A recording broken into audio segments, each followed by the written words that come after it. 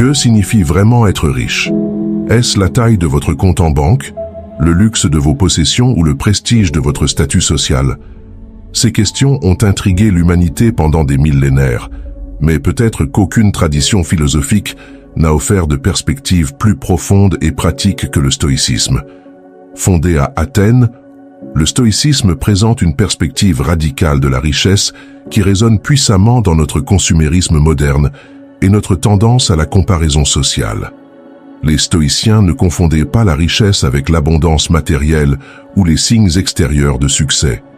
Au contraire, ils considéraient que la véritable richesse était un état intérieur, une condition d'autosuffisance, de désir modéré et de liberté intérieure.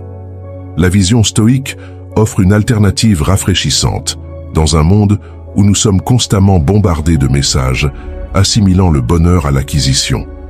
Elle nous défie de regarder au-delà des apparences superficielles de la richesse et de considérer ce qui enrichit vraiment nos vies. La richesse ne consiste pas à avoir de grandes possessions, mais à avoir peu de désirs, disait Épictète, une ancienne personne esclave devenue l'un des enseignants les plus influents du stoïcisme. Cette déclaration simple mais profonde résume l'approche stoïque de la richesse. Elle suggère que la véritable richesse ne vient pas de l'accumulation de biens, mais du fait de nécessiter moins.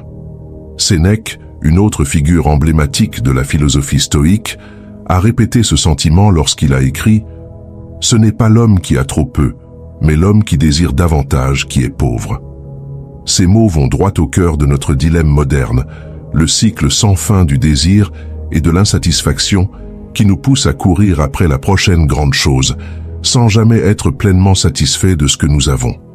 Mais les stoïciens ne se contentaient pas de critiquer la quête de richesse, ils offraient une alternative constructive. Ils prônaient une vie de vertu, d'autodiscipline et de culture intérieure. Il est la personne la plus puissante qui a le pouvoir sur soi-même, conseillait Sénèque, mettant en avant la maîtrise de soi comme la forme ultime de richesse. Cette perspective nous invite à redéfinir ce que signifie vivre une vie prospère. Elle nous encourage à regarder à l'intérieur de nous-mêmes pour trouver l'épanouissement, plutôt que de chercher constamment à l'extérieur. Les stoïciens nous enseignent que la véritable richesse réside dans notre capacité à trouver la satisfaction dans l'instant présent, à cultiver la sagesse et le courage, et à vivre en harmonie avec nos valeurs profondes. Dans cette vidéo, nous explorerons l'approche stoïque de la richesse. Nous examinerons comment définir la richesse personnelle d'une manière qui s'aligne sur notre moi authentique et non sur les attentes sociales. Nous discuterons de la pratique libératrice de savoir ce qui est suffisant et comment cela peut nous libérer de la tyrannie des désirs sans fin. Nous approfondirons également la pratique contre-intuitive du stoïcisme consistant à adopter la pauvreté volontaire, un outil puissant pour cultiver la gratitude et la résilience. Enfin, nous explorerons comment créer une richesse véritable et durable en développant nos ressources intérieures et en vivant une vie de but et d'intégrité. La sagesse des stoïciens nous offre un chemin vers une existence plus prospère et significative. Elle nous montre que la vie la plus riche n'est pas remplie des plus grandes possessions, mais celle qui est la plus alignée avec nos valeurs, la plus en paix avec elle-même et la plus ouverte à la richesse de l'expérience humaine. La vision stoïque de la richesse. Les stoïciens, à travers leurs observations perspicaces et leurs expériences de vie, ont développé une compréhension profonde de la nature paradoxale de la richesse matérielle. Leurs idées défient nos conceptions conventionnelles de ce que signifie être riche, offrant une perspective à la fois éclairante et libératrice. Commençons par Sénèque, l'un des philosophes stoïciens les plus influents. Dans l'une de ses lettres, il écrit « L'argent ne te rend pas riche. Ces individus ont des richesses, tout comme nous disons que nous avons de la fièvre, quand la fièvre nous a vraiment. » Cette métaphore puissante révèle la vision de Sénèque selon laquelle la richesse possède souvent les gens, plutôt que l'inverse. Sénèque observait que de nombreuses personnes riches à Rome étaient paradoxalement parmi les plus pauvres d'esprit. L'argent les avait rendus obsédés, contrôlait leurs emplois du temps et les entourait de flatteurs insincères. Au lieu de leur offrir la liberté, leur richesse était devenue un fardeau, les asservissant à des inquiétudes constantes et à la peur de la perte. Cette idée est confirmée dans une autre citation de Sénèque: « Ce n'est pas l'homme qui a trop peu, mais l'homme qui désire davantage, qui est pauvre. » Ici, Sénèque pointe la nature avide du désir. Peu importe combien de richesses on accumule, on reste spirituellement appauvri si le désir de plus persiste. Épictète, une autre grande figure de la philosophie stoïque, partageait cette perspective. Ancien esclave devenu libre et respecté comme enseignant, Épictète avait une vision unique de la véritable nature de la richesse et de la liberté. Un jour, il raconta l'histoire d'un homme qui s'était vu offrir un travail lucratif par l'empereur Auguste. L'homme vint se vanter auprès d'Épictète de l'argent et de la célébrité qu'il obtiendrait. Épictète, cependant, resta imperturbable. Il répondit par des questions percutantes qui allaient droit au cœur de ce qui compte vraiment dans la vie. « Je lui ai dit de ne pas y toucher », disait Épictète à ses étudiants. Lorsque l'homme protesta qu'il gagnerait beaucoup d'argent, Épictète répondit « Oui, pour peu de retour ». L'homme argumenta que beaucoup de gens apprendraient son nom et Épictète demanda « As-tu l'intention d'être là chaque fois que quelqu'un prononcera ton nom ?» Lorsque l'homme répondit que son nom vivrait après lui, Épictète répliqua « Ainsi vivra une pierre sur laquelle tu graveras ton nom. » Enfin, lorsque l'homme se vantait de porter une couronne d'or, Épictète délivra la réponse cinglante. « Ils mettront une couronne faite de roses pour ton enterrement. Tu auras l'air encore plus élégant ainsi. » À travers ce dialogue, Épictète démontre la nature éphémère et insatisfaisante des signes extérieurs de richesse et de succès. Il nous encourage à regarder au-delà des gains superficiels et à considérer le véritable coût de la quête de la richesse, les sacrifices, les compromis et la pauvreté spirituelle qui l'accompagnent souvent. Marc Aurèle, le philosophe roi stoïque, a également abordé ce sujet. Il a dit un jour « Nous nous aimons tous plus que les autres, mais nous nous soucions plus de leur opinion que de la nôtre. » Cette observation met en évidence comment notre perception de la richesse est souvent façonnée davantage par les attentes sociales et les jugements des autres que par nos propres valeurs et notre sentiment d'accomplissement. Les stoïciens reconnaissaient que la véritable richesse vient de l'intérieur, d'un état de liberté intérieure, de contentement et de maîtrise de soi. Comme le disait Épictète, la richesse ne consiste pas à avoir de grandes possessions, mais à avoir peu de désirs. Cette redéfinition radicale de la richesse déplace notre attention de l'accumulation extérieure vers la culture intérieure. En modérant nos désirs, en cultivant le contentement avec ce que nous avons et en développant nos ressources intérieures, les stoïciens affirment que nous pouvons atteindre une richesse bien plus durable et satisfaisante que les richesses matérielles. Ces idées anciennes nous poussent à réévaluer nos notions modernes de la richesse et du succès. Elles nous invitent à nous demander, sommes-nous véritablement enrichis par la taille de notre compte bancaire ou le nombre de possessions que nous accumulons? Ou pouvons-nous trouver une forme de richesse plus profonde et durable en maîtrisant nous-mêmes et en modérant nos désirs et en nous concentrant sur ce qui compte vraiment dans la vie? La vision stoïque de la richesse nous offre un chemin vers la liberté. La liberté du cycle sans fin du désir et de l'insatisfaction, la liberté de la tyrannie des opinions des autres et la liberté de vivre une vie alignée avec nos valeurs les plus profondes. En embrassant cette perspective, nous nous ouvrons à une forme de richesse qu'aucun krach boursier ne peut diminuer et qu'aucun voleur ne peut voler, la richesse d'une vie bien vécue. Définir la richesse personnelle. En explorant la perspective stoïque sur la richesse, nous nous tournons maintenant vers un concept crucial, définir la richesse personnelle. Les stoïciens reconnaissaient que la véritable richesse est profondément subjective, au-delà de la simple abondance financière. Commençons par une citation puissante d'Épictète. La richesse ne consiste pas à avoir de grandes possessions, mais à avoir peu de désirs. Cette déclaration résume l'approche stoïque de la richesse personnelle. Elle suggère que notre richesse n'est pas déterminée par ce que nous possédons, mais par notre relation avec nos désirs. Considérons un instant ce que signifie une vie riche pour vous. Est-ce la liberté de voyager à travers le monde, la possibilité de passer du temps de qualité avec vos proches, l'opportunité de poursuivre un travail significatif, ou le simple plaisir d'une vie tranquille, sans stress financier? Les réponses à ces questions varient considérablement d'une personne à l'autre. Certains trouveront la richesse dans une vie d'aventure et de nouvelles expériences, tandis que d'autres la verront dans la profondeur de leurs relations ou l'impact de leur travail. Ce n'est pas l'homme qui a trop peu, mais l'homme qui désire davantage, qui est pauvre. Ici, Sénèque pointe la nature avide du désir. Peu importe combien de richesses on accumule, on reste spirituellement appauvri si le désir de plus persiste. Épictète, une autre grande figure de la philosophie stoïque, partageait cette perspective. Ancien esclave devenu libre et respecté comme enseignant, Épictète avait une vision unique de la véritable nature de la richesse et de la liberté. Un jour, il raconta l'histoire d'un homme qui s'était vu offrir un travail lucratif par l'empereur Auguste. L'homme vint se vanter auprès d'Épictète de l'argent et de la célébrité qu'il obtiendrait. Épictète, cependant, resta imperturbable. Il répondit par des questions percutantes qui allaient droit au cœur de ce qui compte vraiment dans la vie. « Je lui ai dit de ne pas y toucher », disait Épictète à ses étudiants. Lorsque l'homme protesta qu'il gagnerait beaucoup d'argent, Épictète répondit « Oui, pour peu de retour ».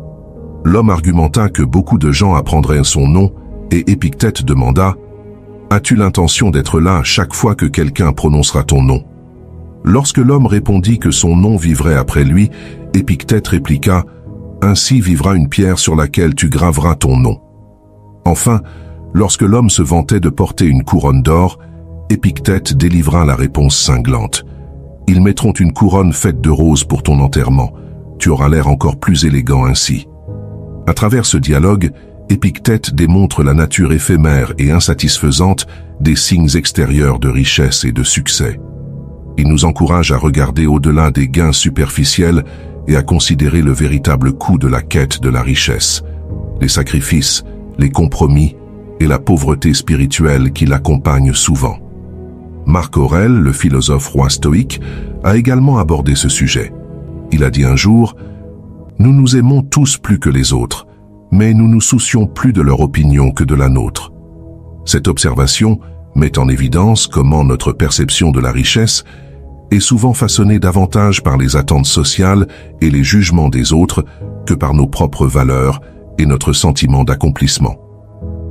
Les stoïciens reconnaissaient que la véritable richesse vient de l'intérieur, d'un état de liberté intérieure, de contentement et de maîtrise de soi. Comme le disait Épictète, la richesse ne consiste pas à avoir de grandes possessions, mais à avoir peu de désirs. Cette redéfinition radicale de la richesse déplace notre attention de l'accumulation extérieure vers la culture intérieure. En modérant nos désirs, en cultivant le contentement avec ce que nous avons et en développant nos ressources intérieures, les stoïciens affirment que nous pouvons atteindre une richesse bien plus durable et satisfaisante que les richesses matérielles. Ces idées anciennes nous poussent à réévaluer nos notions modernes de la richesse et du succès.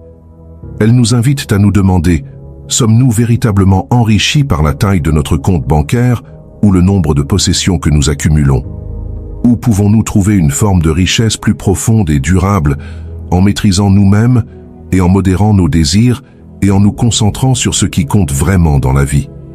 La vision stoïque de la richesse nous offre un chemin vers la liberté du cycle sans fin du désir et de l'insatisfaction, la liberté de la tyrannie des opinions des autres et la liberté de vivre une vie alignée avec nos valeurs les plus profondes. En embrassant cette perspective, nous nous ouvrons à une forme de richesse qu'aucun krach boursier ne peut diminuer et qu'aucun voleur ne peut voler, la richesse d'une vie bien vécue. Définir la richesse personnelle. En explorant la perspective stoïque sur la richesse, nous nous tournons maintenant vers un concept crucial, définir la richesse personnelle. Les stoïciens reconnaissaient que la véritable richesse est profondément subjective, au-delà de la simple abondance financière. Commençons par une citation puissante d'Épictète. « La richesse ne consiste pas à avoir de grandes possessions, mais à avoir peu de désirs. » Cette déclaration résume l'approche stoïque de la richesse personnelle. Elle suggère que notre richesse n'est pas déterminée par ce que nous possédons, mais par notre relation avec nos désirs. Considérons un instant ce que signifie une vie riche pour vous. Est-ce la liberté de voyager à travers le monde, la possibilité de passer du temps de qualité avec vos proches, l'opportunité de poursuivre un travail significatif ou le simple plaisir d'une vie tranquille, sans stress financier? Les réponses à ces questions varient considérablement d'une personne à l'autre. Certains trouveront la richesse dans une vie d'aventure et de nouvelles expériences, tandis que d'autres la verront dans la profondeur de leurs relations ou l'impact de leur travail. D'autres encore définissent la richesse comme la liberté de vivre sans être accablé par des possessions excessives ou des obligations. Les stoïciens disent que la personne la plus riche n'est pas celle qui a le plus, mais celle qui a besoin du moins. Cette perspective nous invite à déplacer notre attention de l'accumulation vers le contentement. Plutôt que de chercher constamment à en avoir plus, nous pouvons cultiver la satisfaction de ce que nous avons déjà.